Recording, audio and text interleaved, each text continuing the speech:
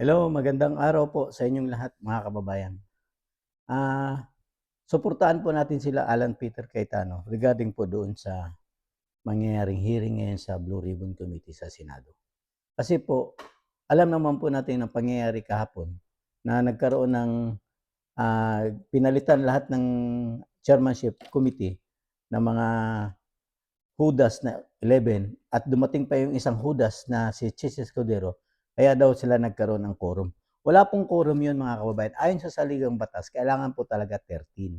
Kasi 24 po ang senador, kailangan po ng majority bago sila magpalit ng Senate pro tempore at Senate President, mga kababayan. Siguro sa lakas ng pressure kay Chis Escudero, kaya napilitan, pinatawag po ito sa palasyo ng Malacanang, mga kababayan. Sa lakas siguro ng pressure sa kanya, napilitan po siya kasi ayon sa balita na kapag pumunta lang kayo, mawawala ang kaso ninyo, mga kababayan. Dapat nga pong imbestigahan ito, mga kababayan. Dahil ginawa rin po nila ito kay Jinggoy Estrada para lang di umano sa kanyang mga kababayan.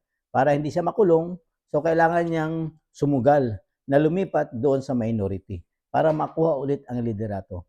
Ang tanong po dito mga kababayan, bakit po ba ayaw ng palasyo na ituloy ang investigasyon ng flood control scandal sa at laging bukang bibig ng tagapagsalita yung palingkera sa palasyo na si Claire Castro na walang kinalaman ang presidente sa anomalya ng flood control scandal. Pero bakit nila pinipigilan ang investigasyon ng Blue Ribbon Committee? Halatang halata na po mga kababayan. Pinipilit po nilang pigilan. Bakit?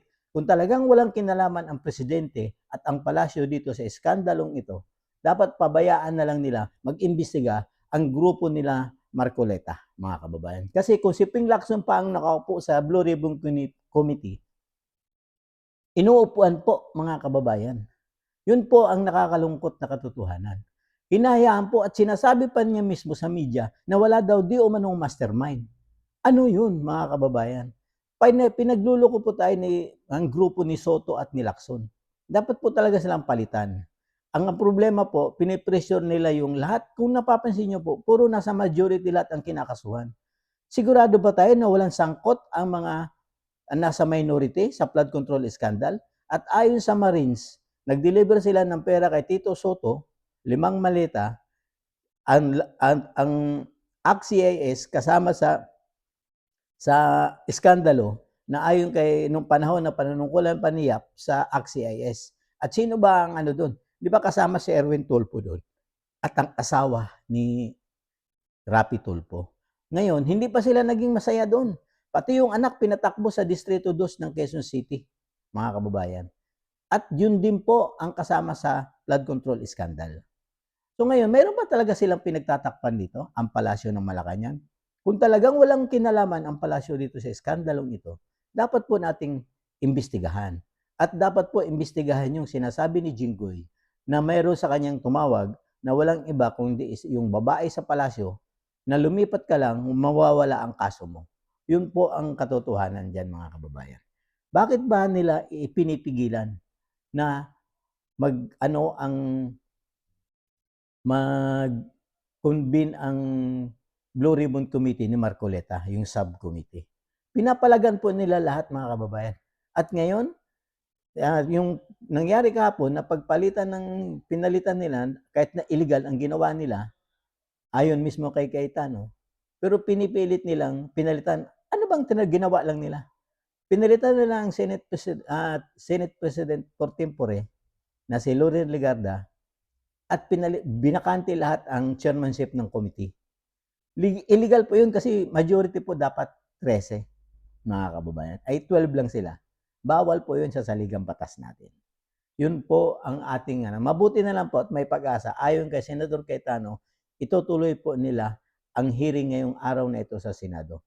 So nananawagan po si Cayetano na mag-vigil kagabi. Siguro marami pong pumunta, kaya lang ang problema po yata umulan. Pero sana ipagpatuloy po ngayong araw na to, magkita-kita po tayo doon mamaya, doon sa Senado, mga kabayan. Kailangan po nating suportahan ang Brave 13 na ito.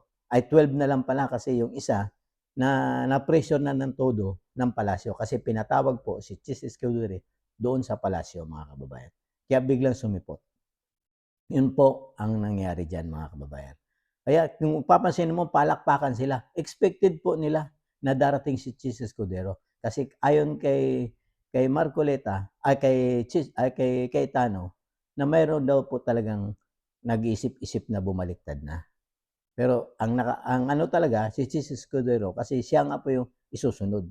Hindi ko lang po alam si Villanueva, hindi ko lang po alam si mga Villar, pero alam naman po natin na 'pag magpaka ano ka sa presyo ng palasyo, talaga pong ano, mauobliga ka pong, ah, tawag nito, yung mauobligang sumama na lang sa kanila para wala kang kaso. Naintindihan naman po natin 'yun. Pero dapat po, unahin po natin ang bayan. Hinalal kayo ng taong bayan, hindi kayo hinalal para ma-pressure sa palasyo, mga kababayan. 'Yun po. O hanggang dito na lang po muna. Palambing naman po ng like, share, and subscribe po to my Facebook page at YouTube channel, Deo Durano TV 2.0. At mayroon din po tayong YouTube channel, mga kababayan, na Boss D TV. Oh, God Save the Philippines.